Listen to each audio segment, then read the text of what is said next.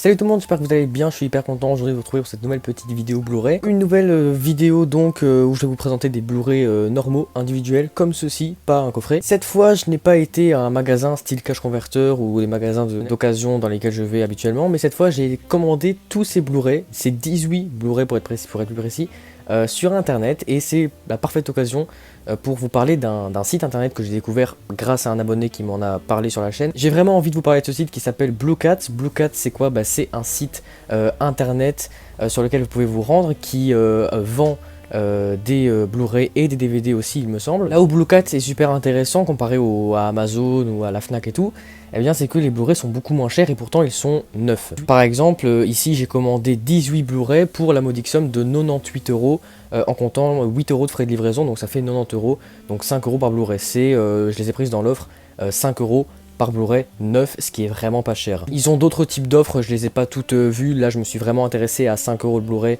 parce que c'est vraiment une offre qui m'intéressait. Et il y a beaucoup de Blu-ray qui sont disponibles dans chaque offre et que vous pouvez choisir, sélectionner, mettre dans votre panier et après commander, et ça vous revient à vraiment pas cher, et c'est quand même du neuf, c'est tout à fait légal évidemment. Vous commandez, ça arrive assez rapidement, j'ai commandé ça il y a une semaine plus ou moins, et voilà, franchement c'est un très bon plan que je peux vous recommander si vous collectionnez des Blu-ray. Assez de blabla, on passe du coup à la vidéo. Donc j'ai, comme je vous l'ai dit, 18 Blu-ray à vous présenter, je vais vous les présenter dans l'ordre alphabétique.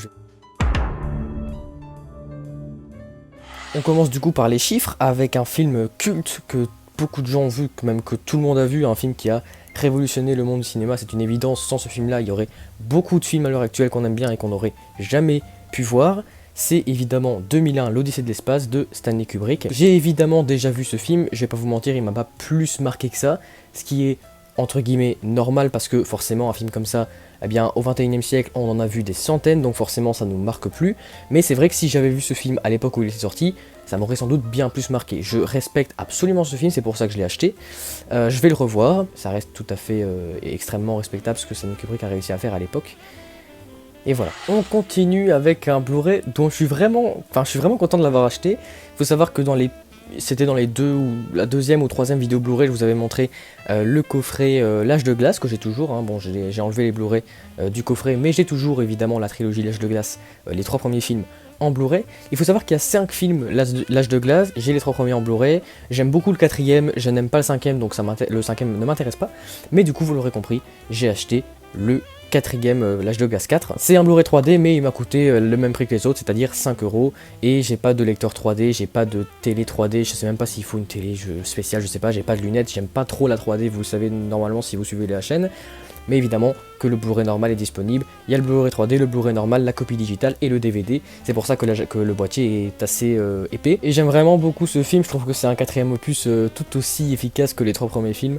Et non, franchement il est très marrant, il est génial, je voulais vraiment l'avoir avec les 3 premiers, par contre le 5ème... j'en ai rien à foutre. On poursuit avec un film que je n'ai pas vu et qui m'intéresse du coup. C'est un film de David Cronenberg qui est le réalisateur de La Mouche évidemment. C'est un film beaucoup plus récent qui a été assez charcuté par la critique sur internet, mais qui pourtant a été nommé, enfin été dans la sélection officielle du Festival de Cannes, ce qui est quand même pas rien. C'est le film Cosmopolis, qui a l'air franchement cool. Moi j'aime bien Robert Pattinson, je parle pas du Robert Pattinson de Twilight, je parle du Robert Pattinson d'après. Non, j'aime beaucoup cet acteur et j'aime beaucoup évidemment David Cronenberg qui est un super réalisateur. N'hésitez pas à me dire dans les commentaires ce que vous avez pensé des films que je n'ai pas vus, ou même de ceux que j'ai vus, mais surtout de ceux que je n'ai pas vus, sans me spoiler évidemment, sinon ce serait un peu bête. N'hésitez pas aussi à me dire si vous gardez les petits boîtiers en carton comme ça. Moi perso je les garde pas, enfin si je les garde, mais je les enlève du vrai boîtier pour le mettre dans ma collection et je le range autre part, je le garde pas, enfin j'aime pas. Le prochain film est également un film que je n'ai pas encore vu. C'est une comédie romantique assez spéciale que vous connaissez peut-être, qui s'appelle Don John, qui est réalisé par Joseph Gordon-Levitt, avec Joseph Gordon-Levitt également, que j'aime beaucoup, et franchement l'histoire a l'air vraiment cool, ça a l'air assez drôle. Donc non, franchement ça a l'air cool, ça a l'air drôle. Je m'attends pas à un chef-d'œuvre, je m'attends juste à me divertir. Celui-là par contre je l'ai vu évidemment, et c'est un film absolument excellent que vous avez sans doute vu aussi, qui est un film de Clint Eastwood, un de ses derniers. Tout simplement Gran Torino, qui est juste exceptionnel. C'est une histoire poignante, touchante, un Clint Eastwood au top. franchement, il y a vraiment pas grand chose à dire de négatif sur ce genre de film. Franchement, ce film là, il faut vraiment que tout le monde le voie, il est vraiment génial. On poursuit avec un film que j'ai également vu il y a assez longtemps, très longtemps quand même pas, mais il y a assez longtemps. Et que du coup je vais revoir parce que j'ai l'impression d'être un peu passé à côté la première fois. C'est le film d'Alfonso Cuarón, réalisateur que j'aime beaucoup, Gravity. Encore une fois, je l'ai vu il y a longtemps, je me rappelle même plus vraiment de quoi ça parle, il y a le résumé ici mais j'ai la flemme de vous le lire. Je me souviens que visuellement c'était très abouti, c'était très réaliste, mais pour le reste je me souviens vraiment plus. Mais c'est justement pour ça que je l'ai acheté, pour le redécouvrir. On en a fait 6, il en reste du coup 12. Encore une fois ici un film que j'ai vu et que vous avez sûrement vu aussi, un des films les plus cultes des années 80.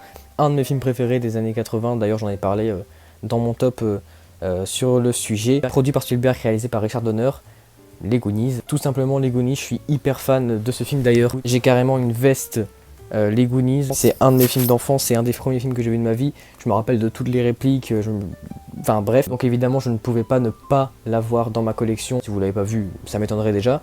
Et non, si vous l'avez pas vu, franchement... voilà, j'ai pas vraiment grand chose à dire de plus, si ce n'est regardez-le évidemment. Et oui, j'ai un peu chié sur l'ordre alphabétique, normalement les Goonies c'était avant Gran Torino. Mais c'est pas grave, on poursuit avec encore un film que j'ai vu et que j'ai revu très récemment d'ailleurs, et c'est je pense l'une des raisons pour lesquelles je l'ai commandé. Franchement c'est un biopic dont j'ai parlé d'ailleurs sur la chaîne dans mon top 10 de mes biopics préférés. J'espère que vous l'avez vu, si ce n'est pas le cas, rattrapez-vous au plus vite et regardez Imitation Game. C'est un film sur Alan Turing, le mathématicien qui a déjoué les plans des nazis pendant la Seconde Guerre mondiale grâce à son ordinateur, qui a du coup été le premier ordinateur de l'histoire. Le film a été récompensé aux Oscars dans une seule catégorie malheureusement, celle du meilleur scénario adapté, ce qui est déjà pas mal évidemment, mais voilà, perso je l'aurais donné à... J'aurais peut-être donné un peu plus de récompenses. Voilà, Benedict Cumberbatch était nommé à l'Oscar du meilleur acteur, il ne l'a pas gagné, mais bon, ça reste Eddie Redmayne qui l'a gagné pour Une merveilleuse histoire du temps, donc voilà, on pardonne l'Académie. Ah non, bref, ce film est presque parfait, c'est presque un chef-d'œuvre, il n'y a vraiment pas grand-chose à dire de mauvais dessus. C'est une histoire super intéressante, des acteurs incroyables. Enfin voilà, il y a Benedict Cumberbatch, Keira Knightley, il y a Mark Strong, il y a Charles Dance aussi. Très instructif, très divertissant, très beau à regarder aussi. Les musiques sont géniales, évidemment je ne peux que le conseiller si vous ne l'avez pas vu. On passe à un film que lui par contre je n'ai pas vu et qui m'intéresse pour plusieurs raisons, mais qui n'est vraiment pas un film très populaire. C'est le film avec Jean Dujardin, Lucky Luke. Le film m'intéresse déjà parce que c'est Jean Dujardin, j'aime beaucoup cet acteur, tout le monde aime Jean Dujardin de toute façon. C'est une adaptation de Lucky Luke. Perso quand j'étais enfant je regardais que ça, les dessins animés Lucky Luke, les tout premiers et les plus récents. Apparemment le film n'est pas bon, mais je vais quand même tenter puisque je ne l'ai jamais vu. Je sais vraiment pas à quoi m'attendre, je vais vraiment le regarder en mode surprenez-moi. Ensuite également un film que je n'ai jamais vu et qui est un des films, qui est le film le plus vieux de ma collection de Blu-ray et qui sera quand je l'aurai vu le film le plus vieux de tous les films que j'aurais vu. C'est un des films qui a le plus influencé le cinéma. Ça a vraiment lancé même peut-être le cinéma. C'est le film Le Magicien d'Oz, le tout premier, sorti il y a tellement longtemps que je me rappelle même plus de l'année. Comme pour 2001, je m'attends à être moins émerveillé que les gens à l'époque, ce qui serait tout à fait normal. Mais ça m'intéresse quand même de voir un peu le commencement du cinéma, même si c'est pas le premier film de l'histoire. Hein. Mais sans ce film-là, je serais peut-être pas là. Donc voilà. On continue avec un autre film de David Cronenberg et encore avec Robert Pattinson qui est un de ses derniers films et qui lui aussi a été présent à Cannes. C'est le film Maps to the Stars. Ça a l'air intéressant, c'est un peu la vision que Cronenberg a l'air d'avoir sur Hollywood. D'ailleurs il a un peu, on va dire, quitté Hollywood. Peut-être que je me trompe, mais en tout cas ça a l'air d'être un peu une sorte de satire à Hollywood. Et ça a l'air intéressant, donc pourquoi pas. On continue avec encore un film que je n'ai pas vu, et là je pense que vous allez me casser la gueule, mais c'est l'occasion du coup de le voir, hein. C'est pour ça que je l'ai acheté évidemment, c'est un film cultissime et très populaire. C'est le film Orange Mécanique de Stanley Kubrick. De tous les films de Kubrick que j'ai vus, le seul qui m'est vraiment marqué, que j'ai vraiment aimé, c'est Shining, le reste sans plus honnêtement. J'espère que ce ne sera pas le cas d'Orange Mécanique, j'espère vraiment que j'aimerais bien. Après franchement je sais pas, honnêtement je suis sceptique, mais comme j'ai déjà dit, je l'ai jamais vu et c'est un film extrêmement culte, extrêmement connu, que beaucoup de gens ont vu, que tous les cinéphiles ont vu. C'est pour ça que j'ai un peu honte de dire que j'ai jamais vu, mais bon, ça va être l'occasion de me rattraper, mieux vaut tard que jamais comme on dit. Dans un tout autre style, un film, une comédie française qui a extrêmement bien marché. Box-office je sais pas, mais en tout cas au niveau des critiques ça a très bien marché. Et ça m'intéresse vraiment, c'est une adaptation d'une pièce de théâtre. Et honnêtement je trouve que les adaptations de pièces de théâtre au cinéma marchent souvent très bien. Pour n'en citer que deux, Le Dîner de Cons et plus récemment The Father. Et du coup, celle-là aussi a très bien marché, c'est le film Le Prénom du coup, parce que c'est un film, c'est pas une pièce de théâtre du coup. Ça a l'air très simple, mais ça a l'air vraiment efficace, j'espère en tout cas. Ça a l'air un peu une sorte de Dîner de Cons, c'est pas du tout la même histoire, c'est pas du tout les mêmes thèmes, etc. Mais comme le Dîner de Cons, ça a l'air très simple et très efficace comme une pièce de théâtre finalement. C'est dans une pièce de théâtre, on n'a pas du tout les mêmes moyens que dans le cinéma. Et c'est pour ça que les adaptations cinématographiques des pièces de théâtre sont souvent très intéressantes, parce que ça montre qu'il n'y a pas forcément besoin d'effets spéciaux ou de beaucoup de décors ou de beaucoup de costumes ou de tout ça pour faire un bon film. On peut très bien faire un bon film dans une seule et même pièce avec les mêmes personnages, les mêmes costumes et qui se déroule en 2 heures. Voilà. Ensuite, ce film-là par contre je l'ai vu plusieurs fois et j'adore ce film. J'en ai parlé déjà sur la chaîne. Et celui-là par contre si vous ne l'avez pas vu, je vous frappe.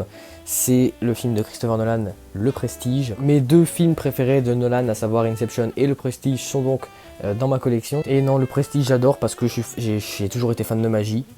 Et ce film parle de magie. Hugh Jackman, Christian Bale, c'est 2 acteurs que j'aime énormément. Scarlett Johansson, bon. Voilà. L'histoire est super efficace, il y a un twist de fin incroyable, des retournements de situation, une réalisation de Nolan extraordinaire comme d'hab.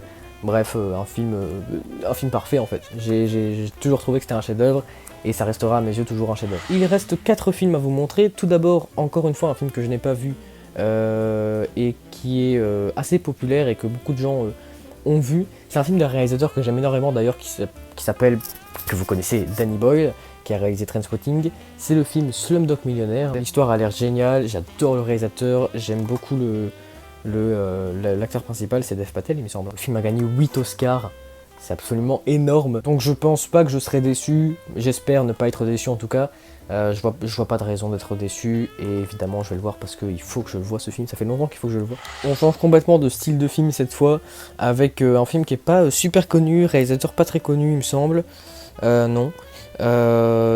Franchement c'est un film et que c'est le genre de film que j'aime bien. Je sais pas pourquoi, c'est un genre de film extrêmement bizarre mais que j'aime bien un peu à la Under the Skin. C'est le film Splice, la SF vraiment terrifiante, de la SF horrifique en fait, un peu comme Alien. Les visuels que ça me montre en tout cas me donnent extrêmement envie. Voilà l'affiche, c'est très simple hein, mais ça me donne trop envie. Je sais pas pourquoi, je suis fou de ce genre de film. En tout cas j'ai très hâte de le découvrir. L'avant-dernier film que j'ai à vous présenter, bon celui-là vous le connaissez forcément, vous l'avez peut-être pas vu, mais vous le connaissez, forcément vous le connaissez.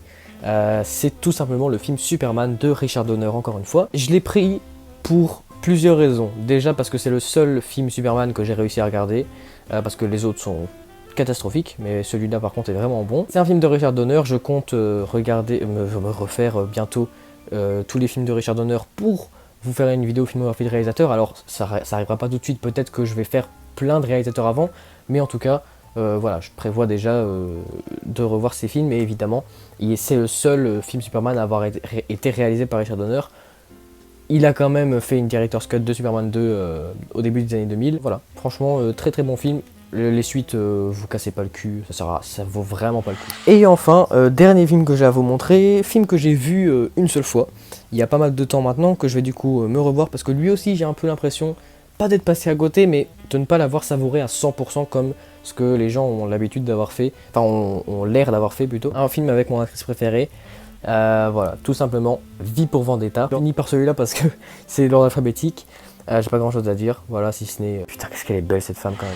Donc voilà, le meuble à Blu-ray est actualisé. J'ai 30 minutes de rush, c'est absolument énorme pour une vidéo Blu-ray. D'habitude j'ai 15 minutes, là j'en ai 30. Je pense que la seule fois que ça a dû m'arriver sur la chaîne, c'était pour le récap. Je suis très content de toutes ces arrivées, je pense que c'est la fois où je vous montre le plus de Blu-ray d'un coup, sauf pour ce qui est des coffrets style Tim Burton ou James Bond. J'espère en tout cas que la vidéo vous aura plu. Si c'est le cas, n'hésitez pas à mettre un pouce en l'air et vous abonner à la chaîne. Bref, vous connaissez la chanson. On se retrouve vendredi pour une nouvelle vidéo. Alors je peux pas vous dire c'est laquelle puisque je sais même pas quand est-ce que la vidéo sortira. Je sais pas quand est-ce que je la mettrai en ligne. Mais d'ici vendredi, je vous dis à très bientôt. Salut!